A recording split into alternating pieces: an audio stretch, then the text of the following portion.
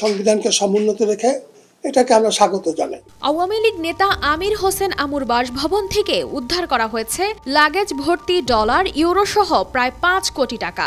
সোমবার রাত 12:30টার দিকে আগুন নেভাতে গিয়ে লাগেজ ভর্তি এই টাকা দেখতে পান ফায়ার সার্ভিসের সদস্যরা। পরে এই টাকা ও বিদেশি মুদ্রা উদ্ধার করেন সেনাবাহিনী ও পুলিশ।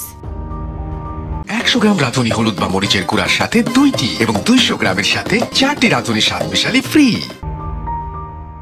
আমির হোসেন আমু শেখ হাসিনা সরকারের ঝালকাঠি 2 আসনের সংসদ সদস্য ছিলেন। পুলিশ জানায়, সরকার প্রধান শেখ হাসিনা সোমবার দুপুরে পদত্যাগ করার পর বিকেলে বিক্ষুব্ধ জনতা আমির হোসেন আমুর ঝালকাঠির বাসভবনে ভাঙচুর ও অগ্নিসংযোগ করে। পরে ফায়ার সার্ভিসের কর্মীরা কয়েক দফায় আগুন নেভানোর চেষ্টায় নিয়ন্ত্রণে আনে।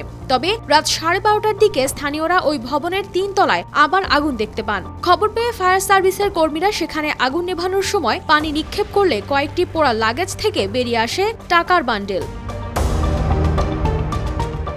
ফায়ার সার্ভিস কর্মীরা বিষয়টি অবহিত করেন জেলা প্রশাসক ও পুলিশ সুপারকে। পরে সেনাবাহিনী ও পুলিশ সদস্যরা এসে ওই টাকার লাগেজগুলো উদ্ধার করেন। এর মধ্যে একটি লাগেজে অক্ষত 1 কোটি ও অপর লাগেজগুলো থেকে আংশিক পোড়া 2,77,00,000 টাকা উদ্ধার করা হয়। এছাড়া ছিল ডলার ও ইউরো। সব মিলিয়ে টাকা ও বিদেশি মুদ্রা সহ প্রায় 5 কোটি টাকা উদ্ধার করা হয়।